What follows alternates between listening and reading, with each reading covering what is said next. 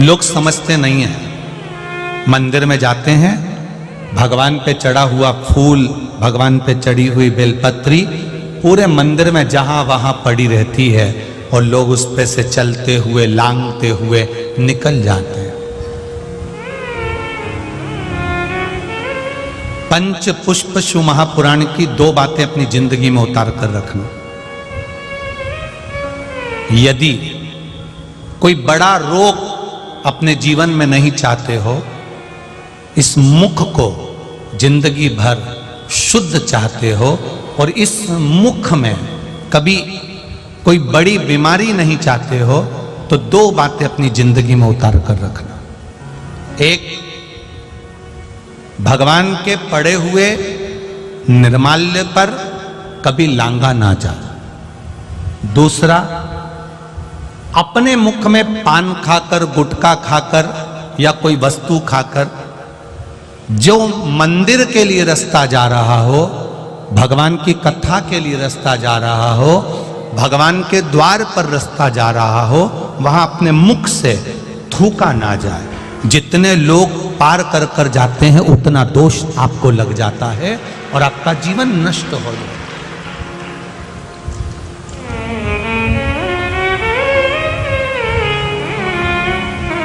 बीच पथ पर जिस मार्ग से भगवान शंकर का शिवालय जा रहे हो, जिस मार्ग से भगवान के मंदिर जा रहे हो, जिस मार्ग से अगर कोई नारी, कोई पुरुष, कोई बच्चा, कोई बूढ़ा, कोई व्यक्ति 1 लोटा जल लेकर भी अगर भगवान के मंदिर जा रहा है, उस मार्ग पर, बीच मार्ग पर अगर कोई थूकता है और उस थूक को जितनी बार लोग लांग कर मंदिर के द्वार तक जाते हैं, उतना उतना रोग इस शरीर के अंदर बढ़ता चले जाता है। इसलिए हमारे यहाँ पहले के समय में, आज के लोगों को तो स्मरण है कि नहीं है, पहले तो थूकने के लिए भी एक पीक दान होता था जिसमें थूका जाता था। आज के जमाने में तो आदमी पूरी पृथ्वी को पीक दान बनाकर रखा है, जहां मर्जी पड़ती है वहां थूक देता है। ये श्रेष्ठता नहीं है हमारे। ये वसुंधरा, ये पृथ्वी, ये वसुंधरा, ये भूमि माता, ये पृथ्वी माता, जिसकी गोद में हम पाल पोस कर बड़े हुए हैं, जिसका दिया हुआ अन्न हम पा रहे हैं, जिसके आनंदमय आशीर्वाद से हम अपनी जिंदगी जी रहे हैं, इस पृथ्वी को भी नमन करना चाहिए। नमन, प्रणाम करना चाहिए। हम हमेशा कहते आए हैं, आज फिर कहते हैं, जिसकी बंजर भूमि पड़ी हो, जिसमें अनाज भी नहीं होता हो, बहुत मेहनत कर ली है, उस भूमि में कुछ नहीं होता, लोगों ने कह दिया इस भूमि में कुछ नहीं होता, ये जमीन बेकार है, ये जमीन बेकार है, ये जमीन बेकार है। आपसे निवेदन करना चाहेंगे, किसी मंदिर का निर्माल्य जो शिव जी पर चढ़ा हो, इकट्ठा हो गया हो, उस मंदिर के निर्माल्य को एकत्रित कर लो, डलिया में भर लो और पूरे भूमि पर उस निर्माल्य का खाद बनाकर, उस पूरी जमीन पर आप उस निर्माल्य के खाद को थोड़ी थोड़ी दूर पर इतना इतना खड्डा खोद कर बाबा के उस निर्माल्य को डालना प्रारंभ करिए। क्यों?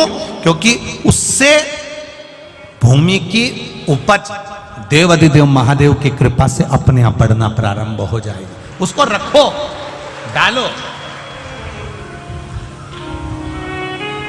सभी जगह पर नहीं, कुछ स्थान चिन्हित कर लो कि हाँ ये बमूल का पेड़ है, इसके नीचे मैंने रख दिया, बे पीपल का पेड़ है, इसके नीचे मैंने रख दिया। उस निर्माल्य का एक बाबा से निवेदन कर कर, बाबा बस आपको लेकर जा रहा हूं, ये समझो कि आप मेरी भूमि को उपजाऊ आप बना सकते हो, मेरे जीवन को धन्य आप बना सकते हो।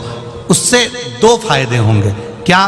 एक, निर्माल्य जो इकट्ठा होता है, लोग उसको ले जाकर नदी में डाल देते हैं, नदी में डाल देने से नदी दूषित हो जाती है, नदी में प्रदूषण हो जाता है। तो वो निर्माल्य जब आप जमीन में ले जाकर गाड़ोगे, डालोगे, तो नदी भी शुद्ध होगी और भूमि में भी उसकी खाद बनकर उस भूमि पर भी उसका शुद्धता का भाव जागृत होगा। अब करो उससे, आप कहो। भगवान शंकर से प्रार्थना करी, भगवान देवाधिदेव महादेव से विनय करा, निवेदन करा, हे शंभु, हे शंकर, हे त्रिकालदर्शी, हे कैलाशी, हे अविनाशी, हे देवाधिदेव महादेव, आप मुझे स्वीकार करिए। ये बता दीजिए कि इसमें असली नल कौन सा है जिसका मैंने मनन चिंतन करा। अब रहा आप दे दीजिए। शंकर भगवान ने उसी समय पर ऐसी बुद्धि, ऐसा चित्त दमयंती का बना दिया कि उसने माला असली नल के गले में धारण करा दी। ये उसको चित्त, ये बुद्धि वही देता है।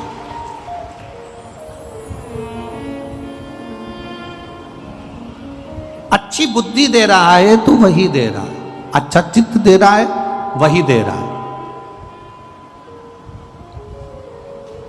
कभी कभी ऐसा होता है कि वो लोग कहते हैं ना कि विनाश काले विपरीत बुद्धि। विनाश का जब समय आता है ना तो विपरीत बुद्धि हो जाती है व्यक्ति की। तो क्यों कहते हैं ऐसे, क्यों कहते हैं, उसका कारण क्या होता है? जैसे स्त्री, नारी रजस्वला होती है, नारी रजो धर्म धारण करती है। नारी जब रजो धर्म से होती है 5 दिन 7 दिन घर का काम नहीं करती, कोई चीज को हाथ नहीं लगाती, कोई चीज नहीं छूती है। नारी 7 दिन 5 दिन किसी वस्तु को छूना बंद कर देती है। वो किसी भगवान के सामान को, भगवान की सामग्री को वो छूती नहीं है।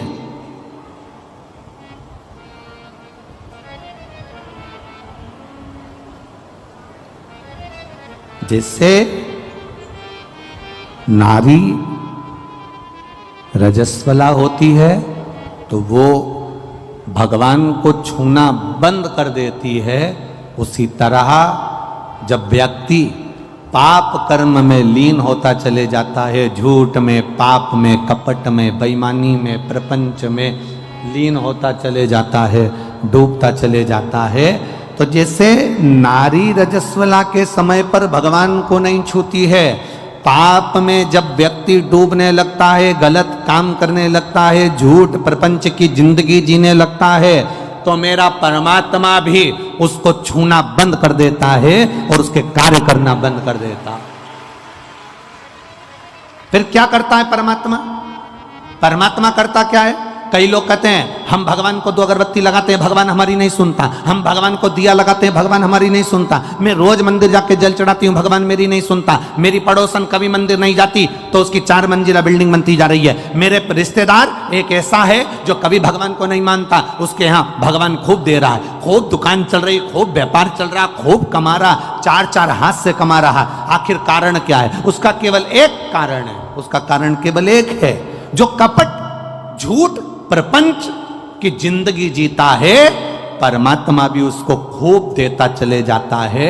उसका कारण केवल एक है, क्योंकि उसके पूर्व के पुण्य उसके प्रबल थे जो उसको आज मिला था। परमात्मा ने उसकी लाइन इसलिए खोल दी कि उसको और मिले, और झूठ बोले, और कपट करे, और प्रपंच करे। और एक दिन फिर ऐसा आता है कि फिर वो पाप का घड़ा फूटता है और फिर किसी को मुख भी नहीं दिखा पाता है। इसलिए आप 2 अगरबत्ती लगा रहे हैं, मंदिर जा रहे हैं, देवालय जा रहे हैं, तीर्थ जा रहे हैं, व्रत जा रहे हैं, कथा में जा रहे हैं, भगवान की भक्ति करने जा रहे हैं, उसका लाभ भले तुम्हें धीरे धीरे मिलेगा, स्लो मिलेगा, पर ऐसा मिलेगा जो तुम्हारी 7 पीढ़ी नहीं 71 पीढ़ी तक तार देगा। तुम्हें एक पीढ़ी से मतलब नहीं, अन्य पीढ़ियां तार देगा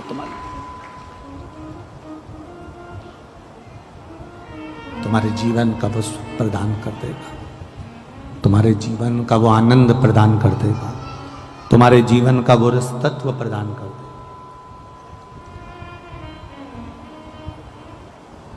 शिव कथा कह रहे, विवाह पक्का हो गया। दमयंती राजा नल का, थोड़ा बेस कम कर दो, ट्रेवल कम कर दो, अंदर का माइक। दमयंती और राजा नल का विवाह हो गया महाराज। आवाज बढ़ाओ, रिटर्न की। दमयंती और राजा नल का विवाह पक्का हो गया।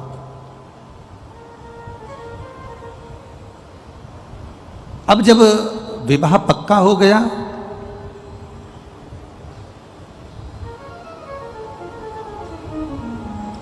दोनों का विवाह हो गया।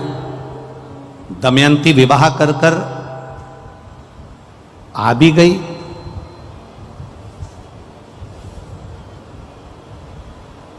राजा नल का एक भाई था जिसका नाम था पुष्कर।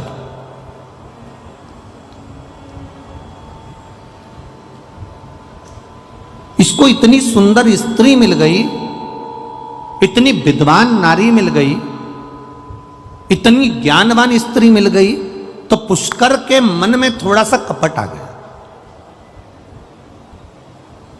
आप रोज रोज भगवान के मंदिर जाइए, आप रोज रोज शिव जी के मंदिर जाओ, रोज जल चढ़ाओ, रोज भगवान की कथा में जाओ, रोज कुर्सी पर आगे बैठ जाओ, पंडाल में आगे बैठ जाओ, आगे बढ़ बढ़ कर काम करो, आगे बढ़ बढ़ कर तुम कोई बड़े से बड़ा आयोजन करवाते रहो। जितने लोग तुम्हारे चाहने वाले होंगे वो भी धीरे धीरे उनके भीतर भी ईर्ष्या जागृत होने लगेगी। बताओ, आगे जाके बैठ जाती है, बताओ इसने ना जाने ऐसा क्या है, आगे जाके बैठ जाती है। जब देखो जब हर कथा में, हर कार्यक्रम में, कोई भी कार्यक्रम हो, इसको आगे सीट मिल जाती है। ईर्ष्या, भीतर से ईर्ष्या जागृत होती चली जाती।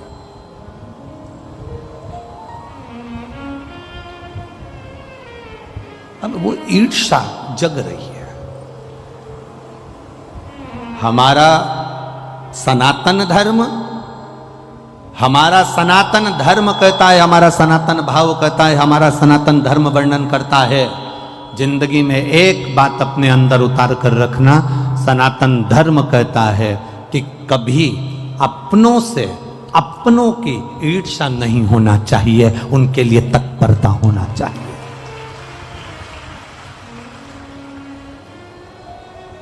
पर हमारी ईर्ष्या है।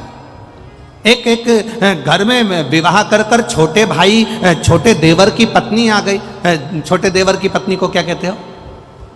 जम के बोलो जरा। देवरानी। ठीक है, अब तू क्या बन गई? उसके आने के बाद तेरी पदवी क्या हुई? जम के तो बोलो। जेठानी। वो नहीं आई थी उससे पहले तू जेठानी थी क्या? अरे जम के तो बोलो जरा। नहीं थी ना, उसके आने के बाद तेरी पदवी पड़ी है। मतलब वो आई, उसका नाम है देव रानी, देवों के घर से भेजी हुई रानी, जिसके आते से ही तेरी पदवी बढ़ गई और तेरी जय जय कराने की ठानी, इसलिए तू हो गई। अब ईर्ष्या क्या जाग गई? ईर्ष्या कहां से जागी? तुरंत। अब वो छोटी है, आई है, अभी थोड़े दिन उसको जमने में समय लगेगा, तो सास भी उसका पक्ष लेगी, ससुर भी उसका पक्ष लेंगे, परिवार वाले भी उसका पक्ष लेंगे, क्योंकि नई नई आई है। जब तुम नए नए आए थे ना, तो तुम्हारा भी पक्ष लिया गया था। ऐसा नहीं अब तुम सोचो कि हम आए थे जब तो हमारी सास ने हमारे साथ ऐसा करा, हम आए थे तो हमारे ससुर ने हमारे साथ ऐसा करा, हम आए थे तो हमारी ननद ने ऐसा करा। अरे वो करने दो। भगवान ये पहली जो बहू आती है, पहले नंबर की जो बड़ी सबसे पहली जो घर में आती है, उसको सुनना बहुत पड़ता है, उसको अपशब्द सहना पड़ते हैं, उसको ताने सहना पड़ते हैं, उसको गालियां सहना पड़ती है। कारण क्या है? क्योंकि ये नीचे की नींव है। ये नींव जितनी मजबूत होगी, बिल्डिंग उतनी अच्छी होती चली जाएगी, आने वाली पीढ़ियां अच्छी होती चली। अब इसको क्या लगता है? अब ये जो बड़ी वाली है ना, ये इतना गूंज रहा है, हम कह रहे ना बार बार बार बार, इससे जो बड़ी वाली है ना, उसको क्या लगता है? उसको लगता क्या है?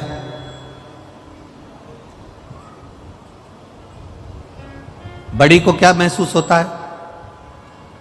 सारा दुख हमको मिला, सारी तकलीफ हमको मिली, सारा कष्ट हमको मिला, सारे ताने हमको मिले, सारी गालियां हमको मिली, पर ये नहीं सोचती कि सास ने तेरे को वो क्या जोरदार दे दे के गाली, अपशब्द बोल के, आड़ा टेढ़ा बोल के अचार डालना सिखा दिया, पापड़ बनाना सिखा दिया, रोटी बनाना सिखा दी, सब्जी बनाना सिखा दी और दुनिया में चलना सिखा दिया। ये छोटी को नहीं मिल पाएगा जो तुझे मिला है।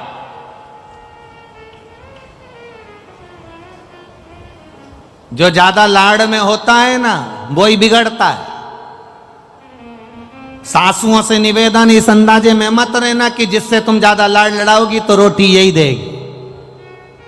सासुओं से निवेदन है, कभी कभी डॉक्टर को मालूम है कि बच्चा रोएगा, माँ को मालूम है कि मैं इंजेक्शन लगवाऊंगी, टीका लगवाऊंगी। ये 2 महीने का बच्चा, 1.5 महीने का बच्चा, ये 15 दिन का बच्चा, इसको जब इंजेक्शन लगेगा रोएगा। मेरे 1 महीने का बच्चा रोएगा। माँ जानती है रात रात भर जगना पड़ेगा, ये बच्चा पूरी रात रोएगा, ये बच्चा पूरी रात तकलीफ भोगेगा। माँ को मालूम है, इसके बाद भी इंजेक्शन लगवा रही है, इसके बाद भी वो दवाई दे रही है, कड़वी से कड़वी दवाई अपने बच्चे को देती है जिससे बच्चा अच्छा हो जाए। ये घर की रीत है। जिसको ताने मिले, जिसको अपशब्द मिले, जिसको गालियां मिली, जिसको आड़ा टेढ़ा कहा गया, जिसको अपशब्द कहा गया, ताने दिए, उसने अपनी जिंदगी में कुछ अच्छा कर कर दिखाया है। उसने अपनी जिंदगी में कुछ अच्छा कर कर दिखाया।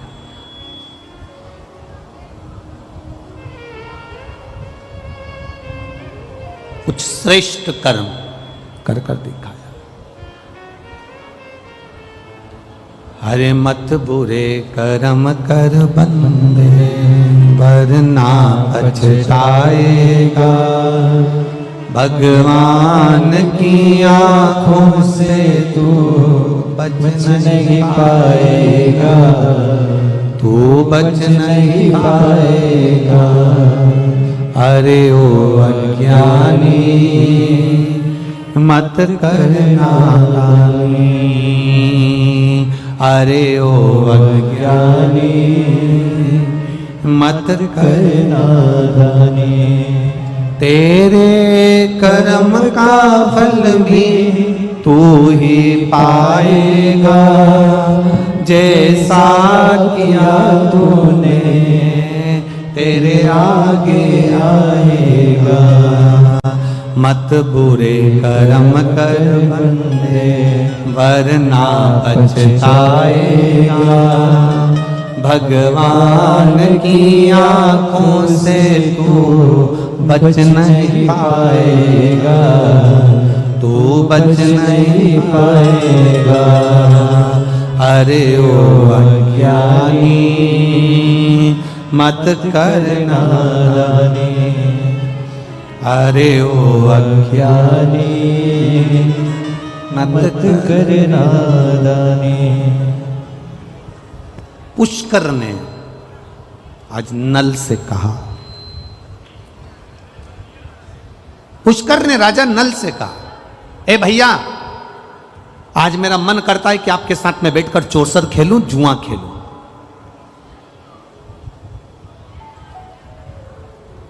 राजा नल के ऐसे संस्कार नहीं थे। तो ये राजा नल के संस्कार नहीं है कि वो चौसर खेले, जुआ खेले। राजा नल ने मना कर दिया, ना तो मैं जुआ खेलूंगा और ना मैं चौसर खेलूंगा। ना मैं जुआ खेलने वाला हूं, ना मैं चौसर खेलने वाला हूं। मना कर दिया।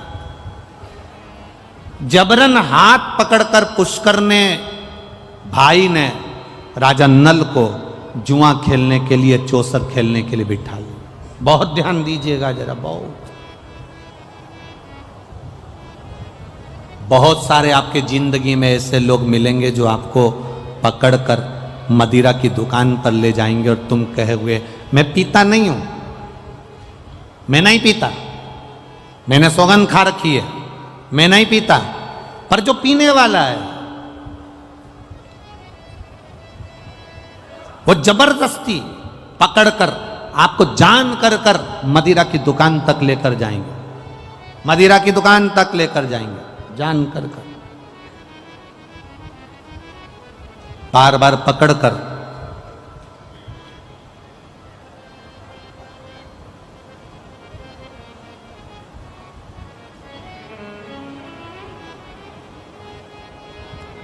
जबरन पकड़ पकड़ कर लेकर जाएंगे, पकड़ कर।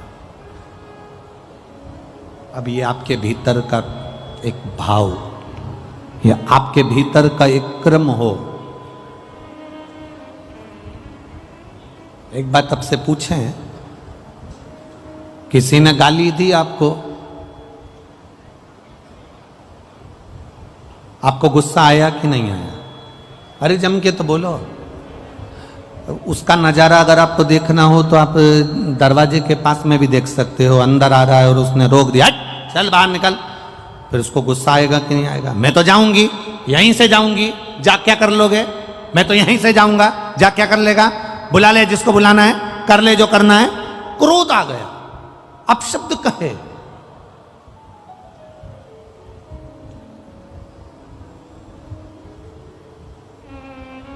तो जब किसी ने तुम्हारे सामने तुम्हें मय खाने में ले जाकर, मदिरा की दुकान पर ले जाकर, बोतल के सामने तुम्हें बिठा दिया कि लो ये पियो, और तब तुम्हें क्रोध क्यों नहीं आया है? तब तुम कितने प्रेम से करो, मैं पीता नहीं हूं, मैं नहीं पीऊंगा, मैं पीता ही नहीं, मैंने सौगंध ले रखी। उस समय पर तुम्हारे में क्रोध आना चाहिए था। जिसने तुम्हारे सामने मदिरा ला कर रखी और तुम्हारे नियम को तोड़ने का प्रयास करा, उस समय पर तुम्हारा यह हाथ उसके गाल पर होना था कि मैं मदिरा नहीं पीता, आज के बाद मेरे सामने मत। पर नहीं, किसी ने गाली दी और तुमने क्रोध कर लिया। पत्नी तेज बोली, तुमने गुस्सा कर लिया। रिश्तेदार तेज बोले, तुमने गुस्सा कर लिया। और किसी ने तुम्हारी जिंदगी नाश। हमने एक कथा में बीच में वर्णन करा था, तुम्हारी 5 लाख की गाड़ी में तुम में से कितने लोग हैं जो गाड़ियां 4 व्हीलर लेकर आए हैं? तुम में से कितने लोग हैं जो 2 व्हीलर लेकर आए हैं? तुम में से कितने लोग हैं जो ऑटो से आए हैं? तुम में से कितने लोग हैं जो बस लेकर आए हैं? तुम में से कितने लोग हैं जो लोडिंग लेकर आए हैं? आप में से सब लोग कुछ ना कुछ ऑटो से, बाइक से, मोटरसाइकिल से, 4 व्हीलर से, 2 व्हीलर से यहां पहुंचे हो। इसमें से कितने लोग हैं जो अपनी गाड़ी का पेट्रोल खत्म होते से यहां पर नली का पानी, गटर का पानी, गंदा पानी भरकर गाड़ी में डालते हो और गाड़ी को चला लेते हो? आप में से कितने लोग हैं जिसकी गाड़ी गंदे नाली के पानी से चल रही है, जिसकी 4 व्हीलर गाड़ी गंदे नाली के पानी से चल रही है? लोग 50,000 की गाड़ी में भी गंदा पानी नहीं डालते, उसे मालूम है गाड़ी बेकार हो जाएगी। तो फिर ये करोड़ों की गाड़ी में गंदा नाली का पानी काहे को डालते हो? जब 50,000 की गाड़ी एक जरा सा मोबाइल, उस पे स्क्रीन गार्ड लगा दिया, खराब हो जाएगा, जरा ध्यान रखो, गिर जाएगा, पीछे से पैक करा, आगे से पैक करा, उसकी स्क्रीन ना चले जाए। 30,000 का, 40,000 का, 25,000 का मोबाइल खराब ना हो जाए, उसके लिए स्क्रीन गार्ड लगाया, पर्स में रखा, टांग कर रखा, संभाल के रखा, मोबाइल को इतना संभाल के रखा, इतना संभाल के रखा। मात्र 30,000 का मोबाइल था, 25,000 का मोबाइल था, 40,000 का मोबाइल था, 50,000 का मोबाइल था, उसको संभाल कर रखा। और ये शरीर जो करोड़ों का परमात्मा ने दिया, एक लीवर, एक किडनी, 5-5, 10-10 लाख की, नेत्र 50-50, 1-1 लाख के, श्रवण शक्ति, दांत, मुख, जिब्या, शरीर का एक-एक रोम संभाल कर रखने का था, परंतु हमने इसका ध्यान नहीं दिया और 50,000 के मोबाइल को संभालते रहे और करोड़ों की दौलत यूं ही बर्बाद कर दी। तो जिंदगी बेकार नहीं तो क्या है?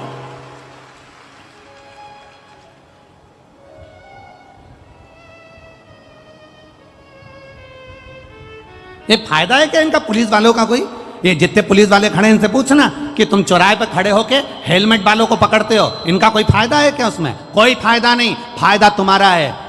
ये तो कह देंगे रसीद कटवाओ 200 की, 300 की, 400 की, 500 की, पर तुम्हारा फायदा देखते हैं कि तुम वो कीमती पूंजी हो, तुम वो दौलत हो।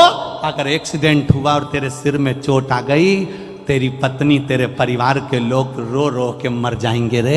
एक 500 रुपए का हेलमेट सिर में लगा ले, तेरी जिंदगी सवर जाएगी रे। इनका कोई फायदा नहीं, पर लोगों को लगता है उन्होंने रसीद काट दी, उन्होंने जैसे ही रोका, उन्होंने अपने VIP को फोन लगाया, इन्होंने मेरे को रोक लिया है, हेलमेट के लिए 500 रुपए मांग रहे हैं। अरे बावरा पगला, 500 रुपए का हेलमेट खरीद, पहन, जिससे स्किन गार्ड लगाने से मोबाइल अच्छा रहेगा, हेलमेट लगाने से तू अच्छा रहेगा, तू बच ले, तेरी जिंदगी बचा ले, तेरे जीवन को बचाने का प्रयास कर।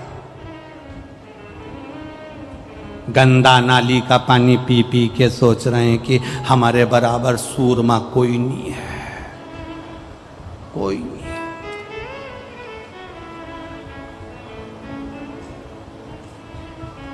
10 रुपए का गंदा नाली का पानी पीते उसके बाद में प्रधानमंत्री और मुख्यमंत्री और वीआईपी और अध्यक्ष और उपाध्यक्ष और ये और वो सब बनने का प्रयास करते कि मैं ये, मैं वो, मैं ये, मैं राजा, मैं महाराजा, मैं वीआईपी, मैं ये।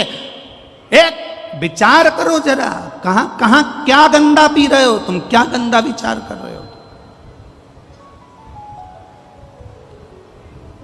या जितने बैठे हो ना, उसमें से अगर कोई पीता भी हो ना, आज बाबा के सोमवार का दिन है, अधिक मास है, सावन का महीना है, संकल्प ले लेना, मेरे बच्चे और मेरे परिवार को देखते हुए आज के बाद इस करोड़ों की गाड़ी में गंदा नाली का पानी नहीं डालूंगा, संकल्प लेता।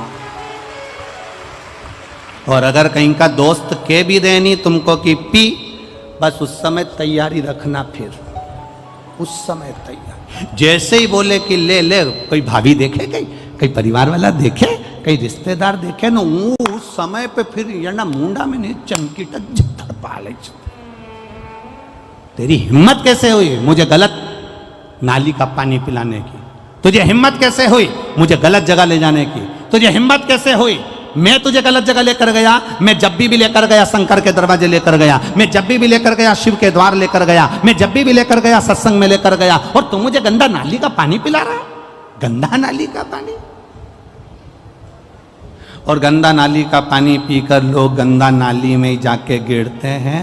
जब गिरते हैं तो जितने नाली में रहने वाले वो सूकर कुकर जितने भी होते हैं, उनको लगता है हमारा वीआईपी आया है, तो वो भी तुम्हारा ट्रीटमेंट अच्छा करते हैं। कभी कभी रोड पर कुत्ता भी तुम्हारा ट्रीटमेंट करके चला जाता है। कभी कभी रोड पर जो पड़ा रहता है तो कुत्ता भी आकर तुम्हारा ट्रीटमेंट कर जाता है, और तुम्हें महसूस होता है कि कोई मुझे गर्म पानी से नहला रहा है, तुम्हें महसूस ट्रीटमेंट कर रहा। कहां? अच्छा करिए, एक संकल्प ले लो शिव महापुराण के अधिक मास की सावन की ये सुंदर सोमवारी से। आज संकल्प लेता हूं अधिक मास के महीने में। हाँ, हो सकता है मुझे थोड़ा कठिन लगेगा, छोड़ने में थोड़ा समय लगेगा, पर संकल्प अगर ले लो तो दुनिया का ऐसा कोई काम नहीं जो नहीं हो सकता। अपने परिवार को संवारना है, अपने जिंदगी को संवारना, संवारिए, अच्छा करने का प्रयास करो। पुष्कर ने हाथ पकड़ा, बिठा लिया। राजा नल ने जुआ नहीं खेला, चौसर नहीं खेली। राजा नल ने चौसर नहीं खेली, बिठाया हाथ पकड़कर बिठाया, बैठ यहां बैठ। पुष्कर ने चौसर खेली, पुष्कर ने जुआ खेला, और जुआ खेलने में जहां बिठाया था वह बिठाए का इतना फर्क पड़ गया कि पुष्कर ने पूरी जायदाद अपनी बना ली और कह दिया ये जुए में सब हार गया। केवल बैठा था, इसलिए बैठने की जगह अच्छी ढूंढना। एक पहले भी कथा में कहा, यहां से बाहर निकलोगे तो तुम्हें चाय पीना हो तो किसी ठेले वाले से पूछना तो 10 रुपए की दे देगा। देगा कि नहीं देगा? बोलो, जम के बोलो। और आगे जाना, होटल ढूंढना, वो तुम्हें चाय 15 रुपए की दे देगा। फिर और आगे जाना, वीआईपी होटल ढूंढना, वो चाय 20 रुपए की दे देगा। और आगे जाना, 5 स्टार होटल ढूंढना, वो तुम्हें चाय 150 रुपए की दे देगा। चाय की पत्ती वही, दूध वही, शक्कर वही, प्याली वही, सब कुछ वही है, पर चाय की कीमत 5 स्टार होटल में 150 की हो गई। ठेले पर 10 रुपए की थी, चाय वही है, पर ठेले पर थी तो 10 की थी, 5 स्टार होटल में 150 की हो गई। तुम कहां बैठ रहे हो ये तुम्हारे ऊपर है। 5 स्टार होटल में बैठोगे तो तुम्हारी कीमत बढ़ रही है, ठेले पर बैठे हो कीमत घट रही है, पान की दुकान पर खड़े हो कीमत घट रही है, मदिरा की दुकान पर खड़े हो कीमत घट रही है, जुआरी के साथ बैठे हो कीमत घट रही है, चोटे के साथ रह रहे हो कीमत घट रही है, जबरदस्ती गाली बकने वाले के साथ रह रहे हो कीमत घट रही है, और कहीं किसी संत के पास बैठे हो तो कीमत बढ़ रही है। ये तुम्हारी कीमत है, तुम कहां बैठे हो? अपनी कीमत तो बढ़ाओ। एक साधारण सी मक्खी लोहे पर बैठती है, कीमत नहीं बढ़ती, सब्जी पे बैठती है, कीमत नहीं बढ़ती, दूध पर बैठी कीमत नहीं बढ़ी। मक्खी की कीमत कब बढ़ती है? जब सुनार के पलड़े पर सोना तुल रहा हो और मक्खी उस पे बैठ जाए तो मक्खी भी 5,000 के भाव की हो जाती है। एक मक्खी की कीमत बढ़ जाती है। तुम शिव महापुराण की कथा में आकर बैठे हो, तुम शंकर जी के मंदिर में जाकर बैठे हो, तुम शिव जी को एक लोटा जल चढ़ा रहे हो, तुम भगवान का भजन कर रहे हो, तो तुम अपनी कीमत आंकना कि तुम कितने करोड़पति हो, कितने धनपति हो, कितने वैभवपति हो। तुम्हारी कीमत साधारण नहीं है, तुम बहुत करोड़ों के हो।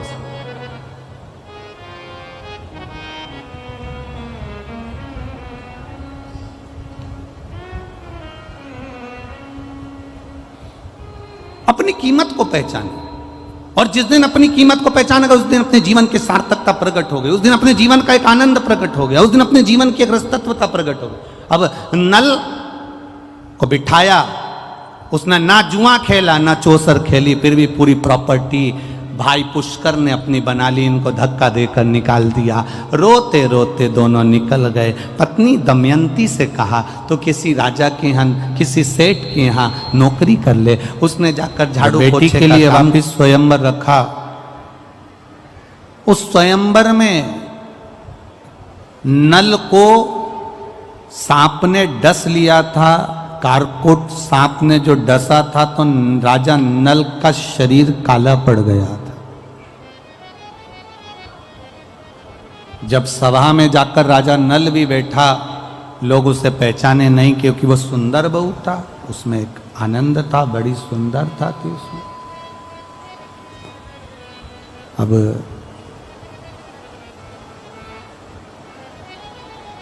दमयंती ने नल को पहचाना तो नहीं, पर भीतर की जो तरंग थी, भीतर के जो भाव थे, भीतर की जो शुद्धता थी, उसके बल पर दमयंती ने नल को ही माला पहना।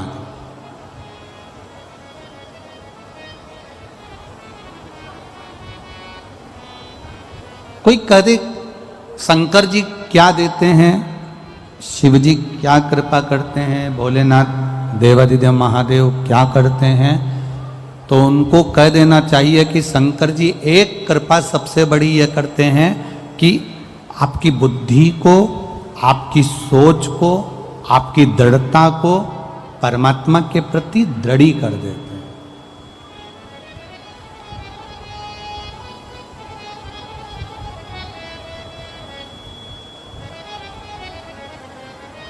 कथा का जरा स्मरण करिएगा, शिव महापुराण की कथा। जब आप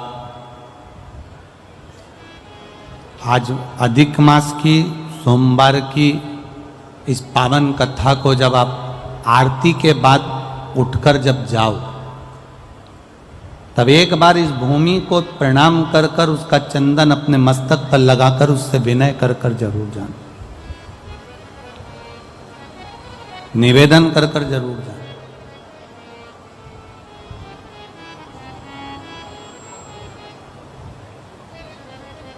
इतनी दूर से अगर आप लोग आए हो 500-500 हजार रुपए खर्च कर कर, तो केवल टीवी में तुम्हारा फोटो दिखाने के लिए नहीं आए हो।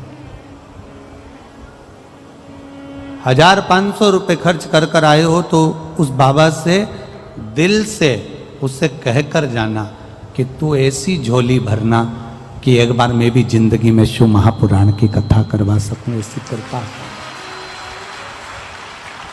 करता है वो, उदारता, वो दया, वो करुणा सागर करुणा करता है वो। ऐसा नहीं कि नहीं करेगा, वो करेगा। हुआ राजा नल के गले में जयमाला पहुंच गई। शिव एक श्रेष्ठ बुद्धि प्रदान कर देते हैं जिससे हमें बल मिलता। एक पत्र आया है, उस पत्र के माध्यम से हम जरा विचार करें। देखिए,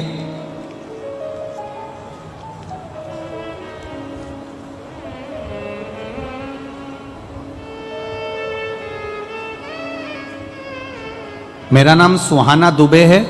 मैं मदनपुर फर्रुखाबाद उत्तर प्रदेश की रहने वाली हूँ। मेरा मोबाइल नंबर ये है। कहीं बैठी हैं हाथ हिला सकती हैं अगर कहीं बैठी हो तो। अगर कहीं बैठी हो, मेरा नाम सुहाना दुबे, मैं मदनपुर फर्रुखाबाद उत्तर प्रदेश की रहने वाली हूँ गुरुदेव।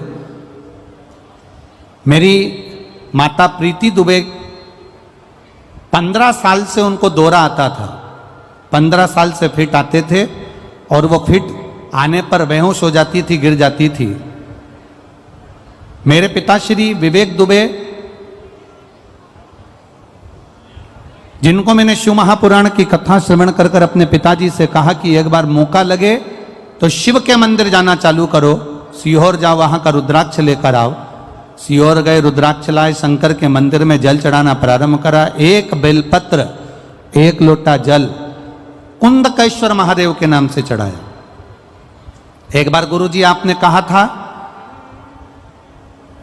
कि भगवान शिव पर थोड़ा सा एक पुष्प सफेद का शिव जी को चढ़ाना और उस पुष्प को लेकर आना, जिस स्थान पर सोते हैं उस स्थान पर उसको रखना और प्रतिदिन शिव पर जल चढ़ाया हुआ पीना।